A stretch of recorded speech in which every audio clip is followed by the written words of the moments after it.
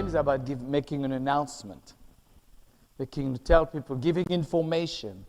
We proclaim that dinner is going to be at such a just proclaim. That's what it says. Levaser in Hebrew. Can you say levaser? That's the word. So we've seen about Daniel's virtue. We've seen about King Nebuchadnezzar's pride and arrogance. We've seen some of the matrix prophecy of Daniel 2, from which we went down to Daniel 7. Is there a laser pointer with this? That would be cool if there was. Oh, they should have. No. Okay. Oh, what did I do? I messed up something. I turned it off. Oh, no. Oh, yeah. Okay. It's not Chanukkah yet. Okay. But it's going to be about Chanukkah, which is soon coming to a city near you. So, sorry the picture is not too big, but you can see to the left, you have the image, the first image of Daniel 2. It's color-coded with Daniel 7, the head with the lion with the wings that got plucked off, right? And the bear with Medo-Persia. Okay, you remember all that? It's color-coded. And then the belly, which was Greece. And then the legs, Rome, with that big lion. So with that big lion, we really zoomed in on this guy who is being called the Antichrist. We zoomed in really at a period of time, a period of the end of the Roman Empire, merging into further ending of the Roman Empire. The Roman Empire never died. It transformed. Nobody conquered it. It got disintegrated by the Ostrogoths, Visigoths, Paragoths, whatever Goths we have. It got disintegrated. And then it transformed into the Holy Roman Empire, which became the Catholic Church. And the whole thing went into different countries, and lo and behold, it resurrected through Europe. Because Europe was formed by a treaty called the Treaty of Rome. So it's almost like a resurrection. And what I see in the middle of the 20th century, Israel that had been destroyed, resurrected. Rome that had been destroyed, that had been vanquished, resurrected. Just like Yeshua, resurrected. And today we find ourselves in the same situation as 2,000 years ago. An Israel with Messianic Jews being persecuted by traditional Jews, and Yeshua. We find ourselves in the same situation recreated. And of course, Europe, who is threatening right now, is really, I'm not going to get into today's politics, but so what we saw in Daniel 7 with Rome, a sort of timing and place for this Antichrist. And that's important. It becomes all the more important as we come near to the time.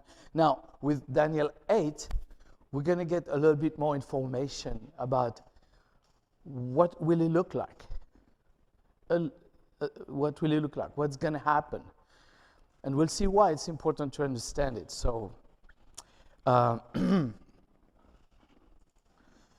again, it's not complicated because the text of Daniel 8 gives us the vision and the interpretation. There's hardly anything to guess in there. Just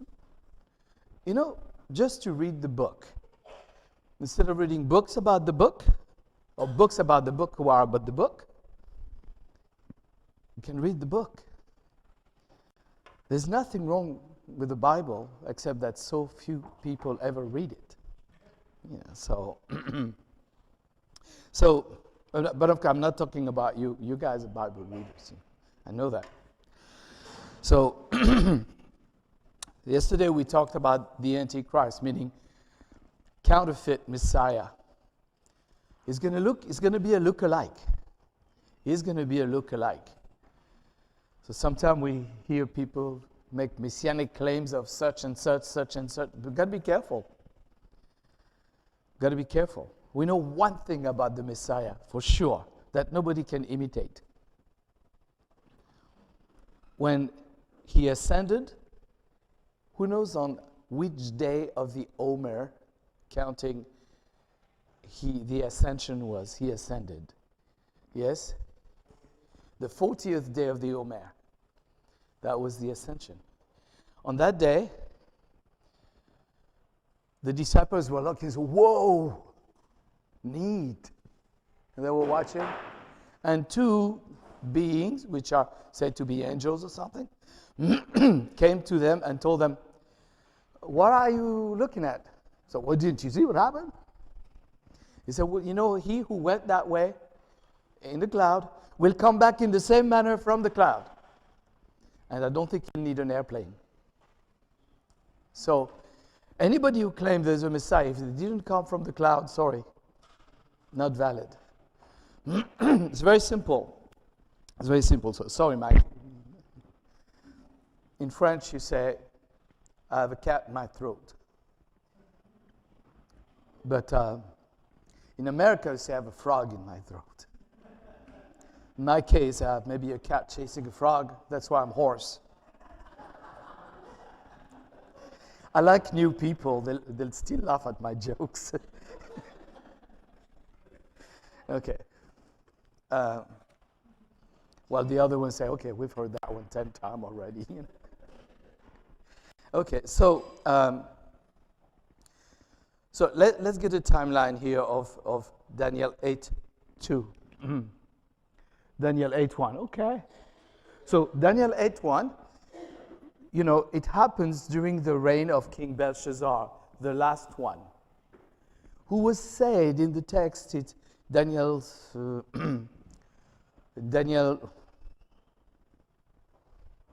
5, he was said to be the son, but it could be son as descendant. Like we say, Yeshua is the son of David, 1,000 years removed. So, descendant of Belshazzar. So that's the last king.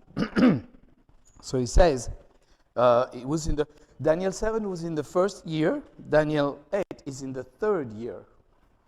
So, and where was he? He was, okay, so we did that. So it says, I looked into the vision, and as I looked, you know, it says verse 1 says, after that vision, it was in the third year of the reign of King Belshazzar that another vision appeared to me. After the vision of Daniel 7 in the first year of the king, he had another vision. So a vision is different from a dream. A dream you have when you sleep, a vision when you're awake. So he had this vision. He found himself, I don't know if he was there, but he found himself, wow, in Shushan, the capital in the province of Elam. So there's a map there. And I looked into the vision, and I was by the Ulai Canal. So a little bit of a map here, you see. You see the Euphrates River and the Tigris. That area where you see written summer, Uruk, Lagash. You see Ur, this is where Abraham was from. And this whole area where it says summer, you know, there's 3 rivers and there is another riverbed that is dry. They say that it's very likely the possibility that that's where the Garden of Eden was. I don't know, I wasn't there. You know, it's been buried now or whatever. But because it says about 4 rivers, and it gives the names in Genesis 2, 3, gives the names. So, and that's an area where it could be, maybe a little bit above, you know. It could be there. Don't know. But we see where Abraham was from, and Daniel was in the region of Elam. At that time, Daniel was not in the capital. He was in the province. And he had that vision. What was the vision? I looked up, and there in front of the stream stood a ram with 2 horns. The horns were long, but one was longer than the other, and the longer came up later than the other. I saw the ram pushing to the west, north, and south, and no animals could stand up against it, nor was there anyone that could rescue from his power. Okay, well, that's a nice story. He sees a ram, 2 cockeyed horns. Okay, let's see. I was beginning to understand. Oh, I see a ram. When a male goat came from the west, passing over the whole earth without touching the ground. The goat had a prominent horn between his eyes. It approached the ram with the 2 horns which I had seen standing in front of the river, and charged it with savage force. Whoa, he looks pretty savage.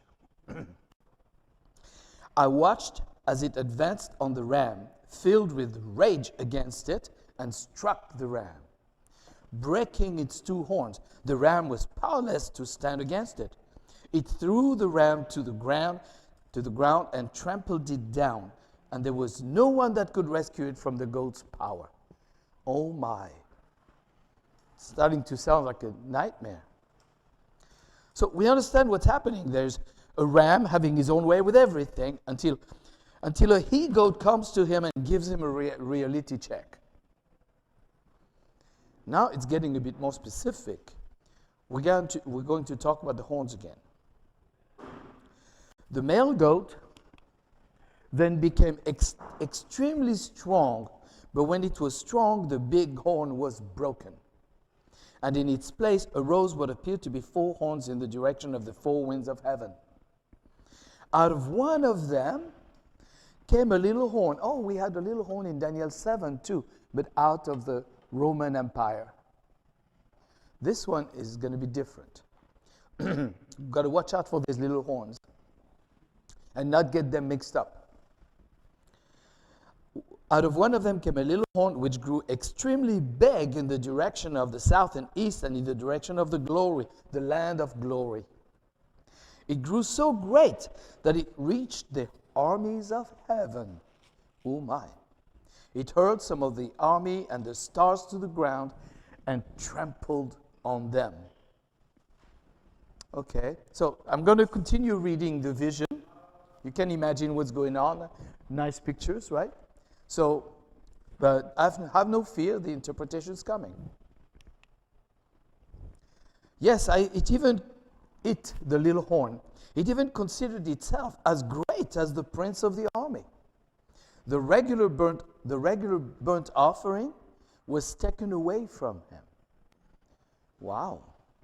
And the place of his sanctuary was thrown down. So the prince of the army, the burnt offering for the prince of the army was taken away, as well as the place of his sanctuary.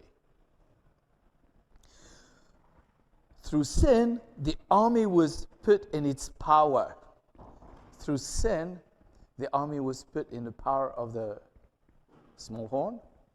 Along with the regular burnt offering, he had authority to stop it. It flung truth on the ground. Oh, that sounds like every day. They say in every war, the first casualty is the truth. It flung truth on the ground as it acted and prospered. So that little horn acted and prospered, took away religious worship, took away the truth, and it was really good. It was really having a great time. Then I heard a Holy One speaking. Ooh. And another Holy One said to the speaker, we have 2 Holy Ones in there. So the other Holy One said to the first one, how long will the events of the vision last? That vision concerning the regular offering. The regular offering is the Tamid offering, the lamb, morning and afternoon lamb in the temple. How long this vision with the regular offering and the transgression which is so appalling? The transgression, the abomination of desolation, another name for it. Different Bibles have different name for it. That allows the sanctuary and the army to be trampled underfoot. And the first Holy One said to me, 2,300 evenings and morning. 2,300 evenings and mornings. How many days is that? What's that?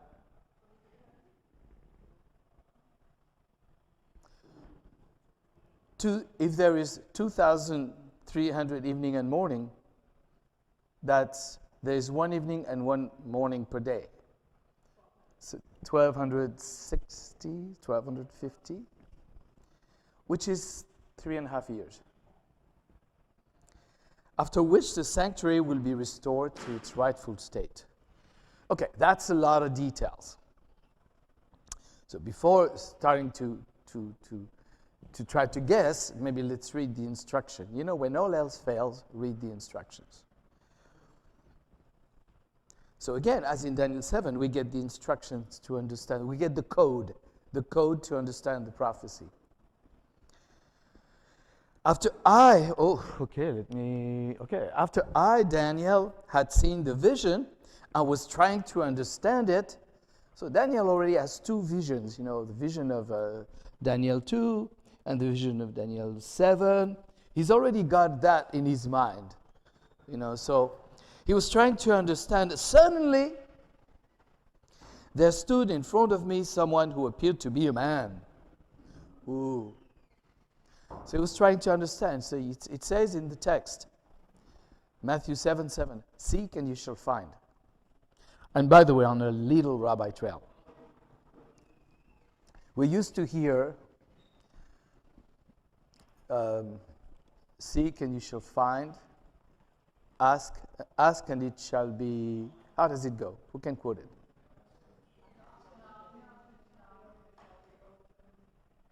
So there's ask, seek, and knock, right? So ask.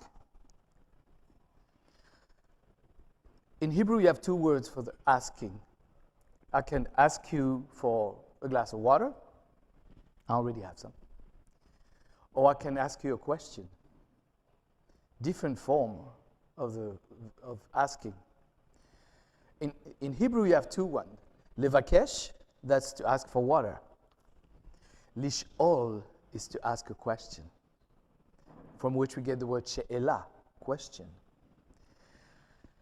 And the word used in ask, and it shall be given you, something, is not levakesh, is tish'al. Ask your question, and it will be answered to you. So it's not about asking God for stuff. You said, Lord, ask. Well, I need a new house. You said, ask. No, it's about asking a question. So the next one is seek and you shall find. Seek. I can be searching for my keys or seeking an answer, searching the scriptures. So searching for my keys, searching for scriptures. Well, in Hebrew you have two verbs. Lechapes is to search for my keys. Lidrosh is study the scriptures, trying to extract understanding from scriptures. That's where we get the word midrash. So, and what is used in Matthew 7:7 is drosh. So ask your question. You don't understand something about the word, ask him, he'll answer. And then he says, search the scriptures, and I'll help you. You see, this is what Daniel says. He says, he was trying to understand. He was searching the scriptures, what he already had, that God had given him, And then knock. Most people translate that open doors, knocking, open doors. I need an open door. And he said, knock, and I'll open the door. You just go and knock. I'll open the door of opportunity for you. But knocking is a Hebrew idiom, like, that old song? Knock, knock, knocking on heaven's door. It's actually an idiom for prayer. It means pray. And the doors of knowledge and whatever you need will be open. So it's all about spiritual thing, not about asking for stuff. an opportunity. So here he's trying to understand, and he's blessed by it. He sees a human voice calling from between the banks of the Ulai. What does it mean? If he's between the banks of a river, where does that person stand? On the river. Ooh. And so, okay, sorry, I'm going to go back there. Suddenly there stood in front of me someone who appeared to be a man. I heard a human voice calling from between the banks of the Ulai, Gabriel, make this man understand the vision. I need to understand it. So. Gabriel, make this man understand the vision. And he came up to where I was standing, and his approach so terrified me that I fell on my face. But he said to me, human being, understand that the vision refers to the time of the end. So, who is this person who gives an order to an angel? I wonder. So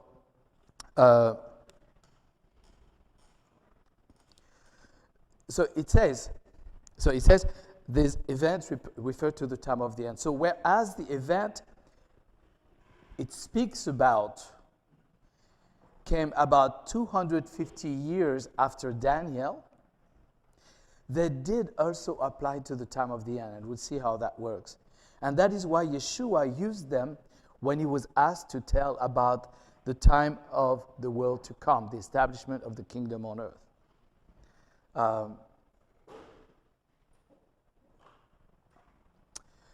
Again, we should wonder, who is that person appearing to be a man who had the authority to command an archangel, and also before whom a pious Jew called Daniel prostrated, when we know that Jews don't prostrate themselves before a man. So, any ideas? Who could that be? Yeshua. He's the one who, to me, not only that, but end-time prophecy is something that's been given to Yeshua. How do I know that? In every Bible, in the book of Revelation, it says, Revelation of John the Revelator. Revelation of John the Revelator. The first verse says, the revelation of Yeshua HaMashiach, which God gave to him. End-time prophecy is something that's been given to Yeshua, and he shares it with others to tell others, to tell others, to tell others. Okay, so Yeshua was telling Gabriel, said, help him understand. Okay. So, what happens next?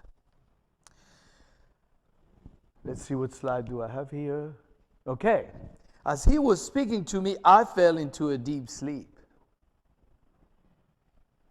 As Yeshua was speaking to him, he fell into a deep sleep. It reminds me of the section in Genesis 15, when Hashem wants to draw a contract with Abraham.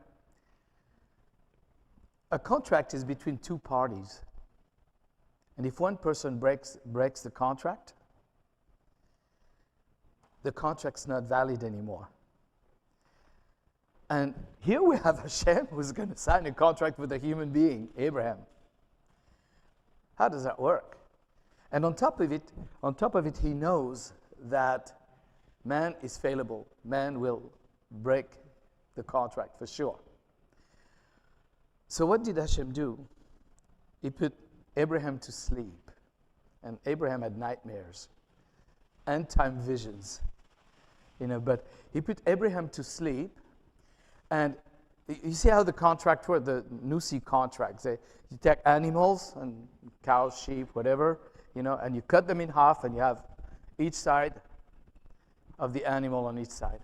And the people, they walk in between the animals, and they meet between the animal, and they shake hands in a way of saying, may God do this to me if I ever break this contract. This is the way a contract was made. But Hashem, yeah,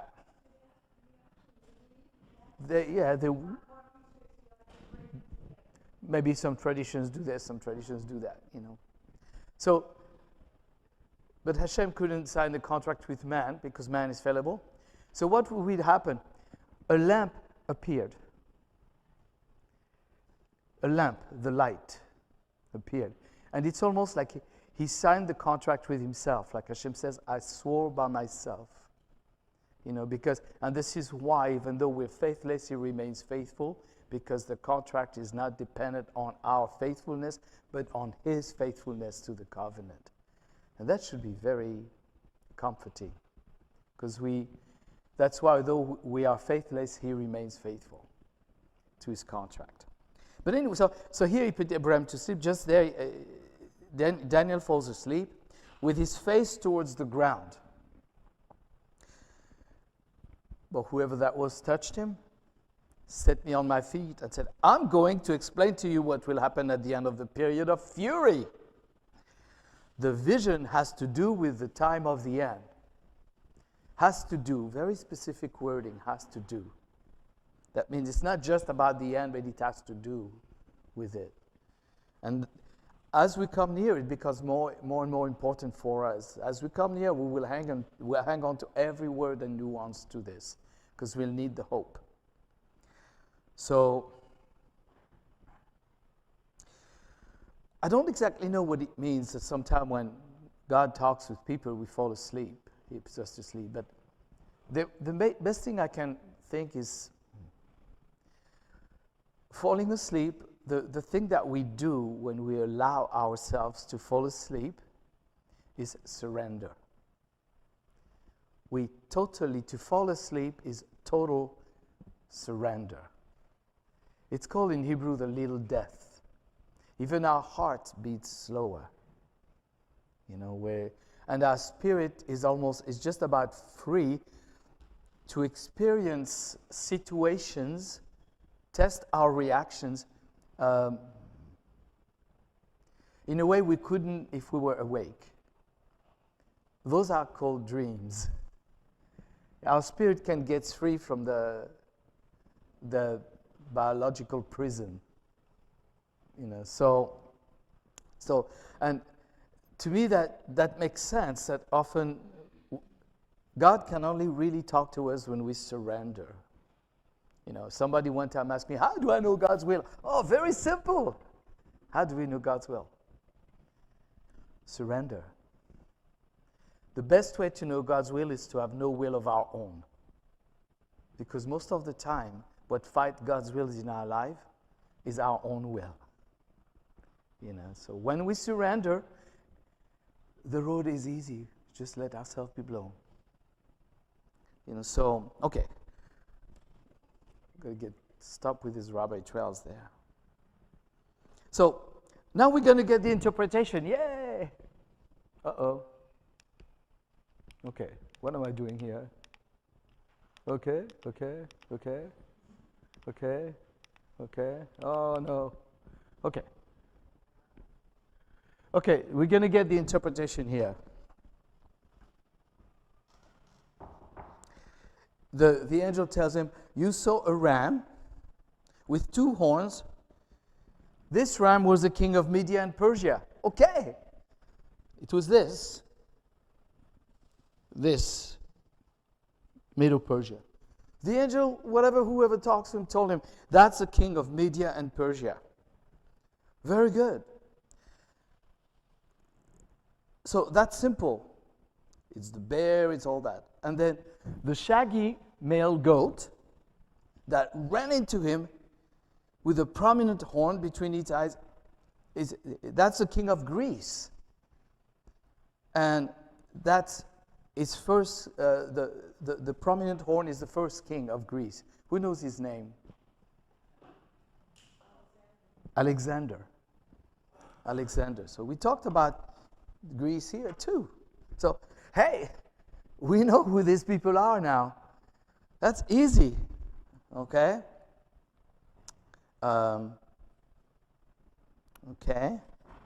Here's a little story about Alexander. That was my Rabbi trail. But here's a story about Alexander. When he came to conquer Jerusalem, and we read that in the book of Josephus, he had already conquered Tyre in Lebanon and Gaza. We know where's Gaza, right? And he was on his way to Jerusalem. From Lebanon, went down Mediterranean coast and says, oh, Jerusalem, okay, due east. The people of Jerusalem were fretting, wondering what to do. The priest in Jerusalem prayed. And Hashem showed the high priest that they should put their festive robes on and receive Alexander as the king that he is. You know, the zealots would have prayed and said, oh, let's get the army going. The priest prayed, and God showed him to not get an army ready, but have the priest put their festive robes on, you know, and receive Alexander as a king. He is a king. Receive him. So he arrived, and as he arrived, you know, they came out. There was even time in the Bible that God showed Israel to come out with your singers. The army was coming to conquer. He said, send your musicians. I'd love that. You know, it'd be fun. So, okay, the army's coming. Okay, you, the band here, go and meet the army.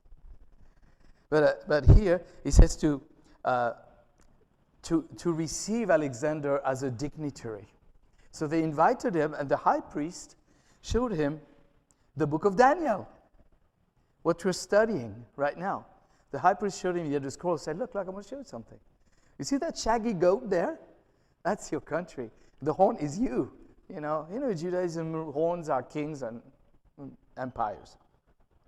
He showed him the passage in Daniel 8 and told him, you see what you're doing, God already knew 200 years before. What you're actually fulfilling God's plan by doing what you're doing. And because they did that, he decided not to conquer the city. And actually there is a lot of legends, books of Jewish legends that talk about Alexander's sojourn in Jerusalem and all the things he learned and all the things that he saw. There's even some that say that when his general asked, why didn't he conquer the city with this rich temple? Oh my! This was the loot of a loot. Alexander said that the night before he had had a dream about the high priest that talked to him. And so it's in history books. That high priest was good. Okay, so let's see the prominent horse. So we did that. So the first king was Alexander the Great.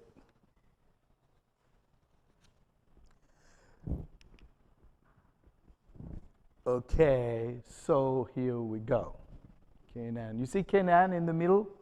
This was still called Canaan in those days.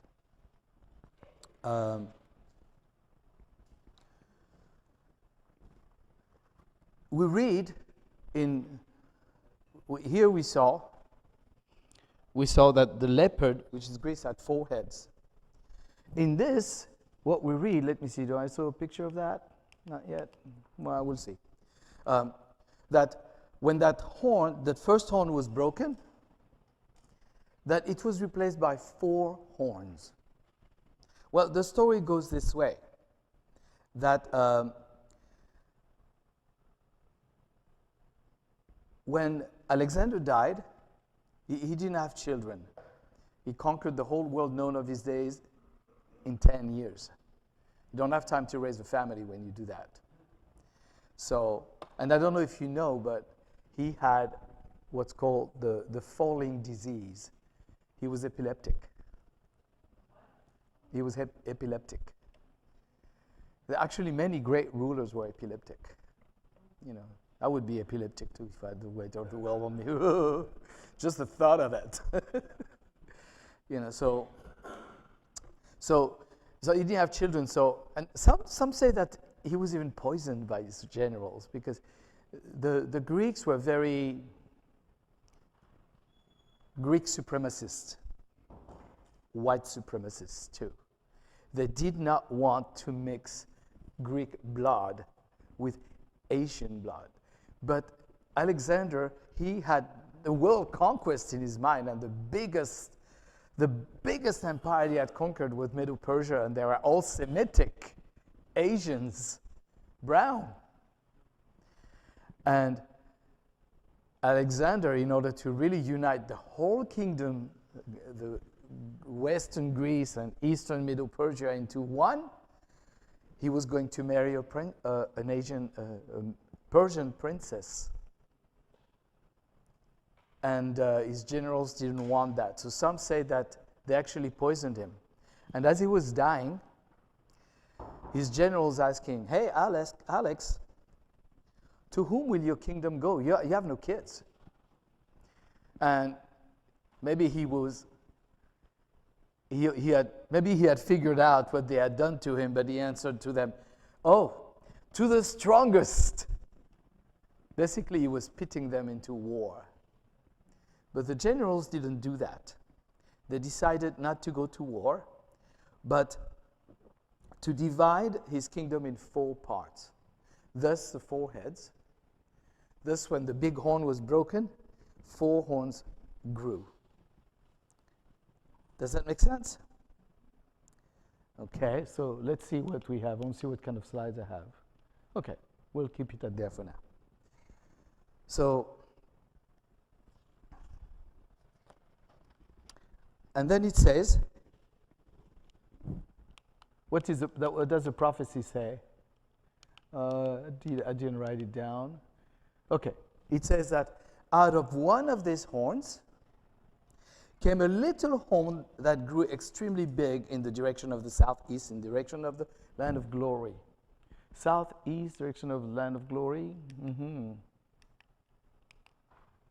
So, what we have here, south meant Egypt. Egypt, yeah, out of one of the kingdom. So basically, the kingdom became big. The center is Israel. The center is Israel. East, south, and the land of glory, which was slightly west. Slightly west. So basically, for that to happen, because, okay, this horns divided the whole kingdom in 4. And what you do, you take Israel, and you go like this. It's rough borders, I know. It's maybe more like this or like this. But it's the idea, okay? It's the idea. There was northwest was like Greece. Today, Greece, Turkey, that whole area. Northeast, Syria, and east of that, and above, you know. Then you have southwest, that was more like Egypt. And then Saudi Arabia, southeast. Roughly talking about borders today. So you have Israel here, Syria here, Egypt here. You know, there is a verse that says at the end of time there'll be a highway between Damascus and Memphis. That means at peace through Israel. You know, there cannot be a highway between those 2 places unless it goes through Israel. That means open borders. You know, so here, and Israel is called the land of glory. That's the name Jeremiah gave it. So, okay, now we have. This is where it's important to make the difference, because in Daniel 7, the little horn grows out of the Roman Empire. The beast, where that big lion here, the lion. But in Daniel 8, it grows out of one of the divisions of the Greek Empire, which is, and it's from Syria, northeast, for it to grow, southeast in the land of glory. Okay? So it says, let's see, so this is a map here, the division of the empire. Okay? And it says that it grew so great that it reached the armies of heaven. That little horn fought against God, something like that. It hurled some of the armies of the stars to the ground, trampled on them. We read all that. The text explains what it means. The explanation of Daniel 8:9 is in 8:23 and 24. In the latter part of their reigns, there is the reign of the 4 kingdoms from the Greek Empire, okay? At the latter part of their reign. That would be not far before the Roman Empire took over. When the evildoers have come as evil as possible, there will arise an arrogant king, skilled in intrigue. His power will be great, but not with the power of the first king had, not with the power of Alexander. It will not equal Alexander. He will be amazingly destructive. He will succeed in whatever he does, and he will destroy the mighty and the Holy One. Basically, and when we talk about Holy Ones, in this context, it means Israel, the Jews. So this king, there's going to be a king from the Syrian area that's going to do that. So the king will be arrogant. It's important to get those details. Arrogant, skilled in intrigue, manipulative and political. His power will be great, but not with the power of the first king. He will not have the whole kingdom. Amazingly destructive, succeed in whatever he does, and will destroy the mighty and holy ones. Okay, so this is what we learn. Okay, I can go further here. So what we learn here from history is that this country had a king called Antiochus Epiphanes. Okay, Antiochus Epiphanes. You see his picture on top of the horn there? I don't know if it looked like that, but and Antiochus Epiphanes, he conquered towards Arabia, Egypt, to the south, and Israel, the land of glory. So, wow, he fulfilled that prophecy. And then he went on a personal war against Judaism and the God of Israel. It was a personal religious war. And here's what he forbade.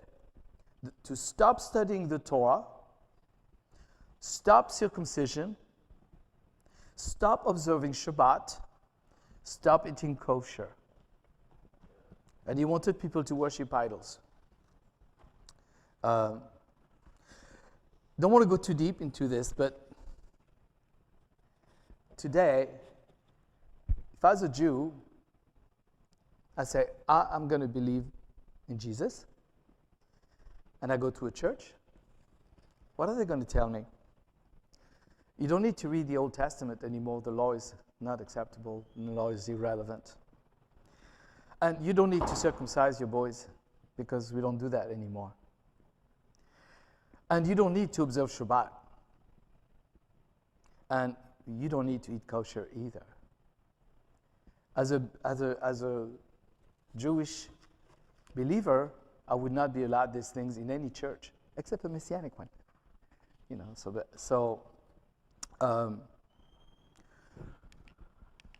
And there was no way to resist that king. Resistance is futile. Okay, so here we go. Yes, he magnified himself to the prince of the host. The prince of the host.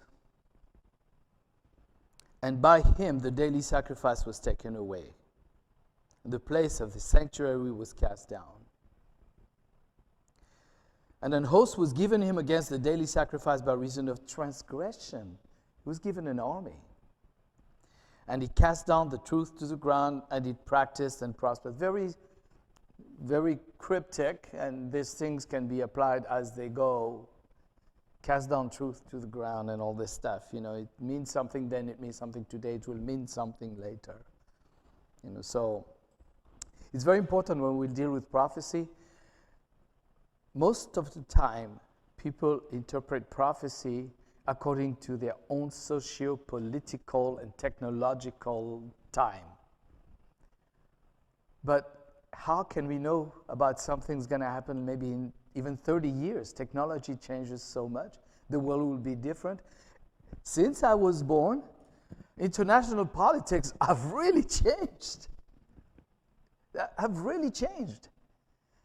But we always try to interpret according to our situation, our time, but we can't do that. So here, this verse here is all about Antiochus Epiphanes, who forbade daily offerings, desecrated the temple, and was prospered as spreading lies and negated the truth. So the heavenly conversation continues, and I'm going to skip to the punchline, I guess, what I think is the punchline. Why is it important for us to know what he did, this king? At first, he tried to win Israel. So actually, if you read in the book of Maccabees, some people of Israel had gone to him and say, "Look, king, you mighty, powerful, and we're tired of living like Jews. We want to be like you. We want to be Greeks. We want to be able to wear Greek clothes, Greek sports. We want to be modern, worldly." In a religious text, Hellenistic. Hellenism means to be worldly. Those people, we want to be. So they even invited Antiochus Epiphanes. They had him build a stadium in front of the temple. And Greek athletes trained naked, semi-naked. So he had these people in decent clothing, or lack of clothing, training in front of the temple. And many Jews wanted to be part of it. They wanted to be, I want to do that too. But they were they were ashamed of their Judaism. So they invented something called the uncircumcision, where they could become uncircumcised. I don't know how they did it, but it was a sort of surgery or something that they could do so they didn't look like they were circumcised, and they could not be identified. Paul talks about it. He says, if you're circumcised, you don't need to be uncircumcised. He was talking about that practice. So many people accepted. So, and the king, he wanted idolatry to prosper there. Not every Jew wanted the king. Many of them, there was tension in the land. It's a bit like in the time of Yeshua, the Herodians and the priests, the Sadducees, they were in cahoot with Rome. That's why the Pharisees left to Galilee. It's always been like that. Assimilation has been the worst enemy. Still is. So at one point, the king really wanted to test the limit of what he could do in Israel.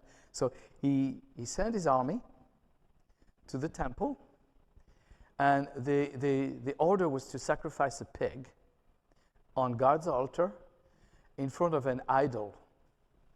Whether it was the picture of Zeus or of himself, I don't know. But it was an idol. So sacrificing a pig on the altar of God to an idol is called the abomination of desolation. So of course we know the story of Chanukkah. They called the priest Mattathias, and Mattathias had a slip of the knife as he executed the pig, and he executed the Greek officer at the same time. And that a great pork shish kebab and Greek officer. So then the whole revolt started, and we know the rest of the story. Why is it important? When Yeshua, maybe let's say between the triumphal entry and the crucifixion, in between there, Yeshua was in Jerusalem, And he would spend his whole day teaching in the temple, in the streets, or doing what he was doing. And in the evening, they would retire. And they would go maybe sleep somewhere in the Mount of Olives. Not because people slept outside. It's nice weather in the spring in Israel. So, and one time as they arrived, they showed him the buildings. They were Galileans doing some touristing in Jerusalem. And they showed Yeshua, look, these buildings. Herod was a bad king, but he was a great architect. Even the Pharisees said, wow, he who's never seen Herod's temple has never seen a beautiful building in his life. So they were doing that. They were telling, look at this beautiful. And then Yeshua answers, well, yes, but there will not be one single stone left upon another. Basically, he's talking about the destruction of the temple. And then they ask him the question. They says, when will these things happen? What will be the sign that you are coming and that the Olam Hazeh is ending? The end of this age, the beginning of the Olam Haba, millennium. And then he gives all kinds of signs. Wars, rumors of wars, sickness, pestilence, traitors, false prophets. But he always says, but don't worry. When you see these things, don't worry. When you see these wars, don't worry. It's not the end yet. When you see pestilence, but it's funny. We hear of an earthquake, we start worrying, is it the end? We hear the COVID-19, oh, is it the end? We hear of wars and is it the end? But Yeshua says, when you hear these things, don't worry. It's not the end. It's like, who here had children? Who has had more than 2 kids? Okay, so if you're a new mother, your first child, 6.5 months, you start feeling something that feels like something. Sounds a bit like contractions. You run to the hospital. What's going on? You're afraid.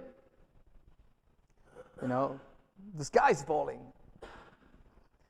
But if you're a veteran mother who's had 2, 3, 4, that happens.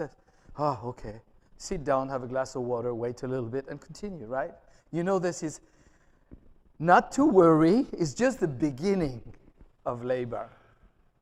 It's just the beginning. You say, not yet. So all these things, the first signs that he gives, it's just the beginning. Don't worry about it. But then he gives the one sign. The one sign. He says, it's in Matthew 24:15. When you see the abomination that cause desolation, spoken through the prophet Daniel standing in the holy place. When you see what happened at the Chanukkah revolt, when you see, so here I'm going to try to play my hands. Here is end time, question mark, okay? It's here, okay? Keep it there, okay? Here is Yeshua. The question. They all know, when you see, okay? So they ask the question, how do we know, what's the sign about this? We want to know when that's going to happen. What will be the sign? They didn't ask for a date. They knew better than that. What's the sign? It says, a simple, very Jewish answer. Well, you remember what Daniel here talked about? He talked about the Chanukkah revolt in Daniel 8, the abomination of desolation. You remember? Yeah, that was not too long ago. My great-grandfather told me stories about it. He says, so what's going to happen? The sign was going to happen here? Well, when you see what happened here, that very thing that Daniel talked about, when you see that same thing that Daniel talked about, the same thing that happened here, happening here, that's your time. So what are we talking about? We're talking about some sort of abomination of desolation, some sort of ending of everyday sacrifice. Now, for the longest time, that could never be possible, but lo and behold, in the 20th century, Israel is revived. In 67, Jerusalem belongs to Israel, still trying to keep it, but, and there is a Temple Mount Institute Without any of this, without these things, this prophecy couldn't be fulfilled, but now it can be fulfilled. All we need really is some sort of altar, functioning priesthood, something like that for it to be able to happen. And an altar was dedicated in 2014, Chanukkah actually, and they're training priesthood. So when we look at the end, Yeshua gave the blueprint of the story of Hanukkah, which we find in Daniel 8. So that should be really our model. And until we see that, the sky is not falling. Maybe one piece. The sky is not falling. So it's really important because that was Yeshua's answer. That was, Yeshua was in Jerusalem at the time of Hanukkah. It's at that time that he said, I am the light of the world. The festival of lights. There's like big lights everywhere in Israel. On a clear day, you could see the lights of Jerusalem, the big Chanukiot that they had from the Mediterranean Sea. It was like a city set on a hill, and you put the light on it. So he says, but on that day, when he was at Hanukkah during that time, he said, I'm the light of the world. Whoever follows me will never walk in darkness, but will have the light which gives light. So that was Daniel 8. So now we know about the timing of the Antichrist. We know what it will look like. This is all information that we need to keep and studying. I didn't read the whole chapter. That's your homework for today. Hope you did the other homework. So to read Daniel 8, like that. So Abba Father, I want to thank you that you are... we are able today in our day and age to read this text and understand, and so that we can be led into all truth and not be deceived by the deceiver. Help us to be of those people whom Daniel said will be strong and do exploit at the time of the end because they know their God.